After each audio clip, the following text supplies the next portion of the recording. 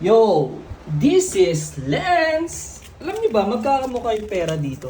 So, papakita ko lang dyan, guys. So, pecha di peligro na tayo. Tingnan niyo to, magkakamukha si Muhammad Kadilat ng pera sa 50 pesos, sa 50 rupees.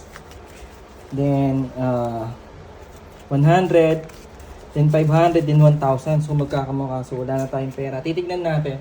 Maglilibot tayo ngayon kung yung cost of living dito, kung mura ba. Actually, sumaya ako kanina sa isang Grab. Conversion lang, I think 30 pesos, 30 pesos, I think, mga ganun, 19 to 30 pesos. Tapos, ay, 19 to 30 rupees lang. Tapos, binayaran ko is parang 12 pesos lang. So, ang conversion dito is 1 peso sa atin, then 1.5 sa kanila. Something ganun. So, check tayo. Maglibot-libot tayo ngayon. Kakain tayo sa labas. So, time check. Time check tayo.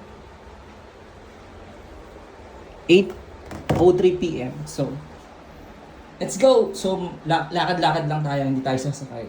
So, magmula dito hanggang sa mall. Okay? Let's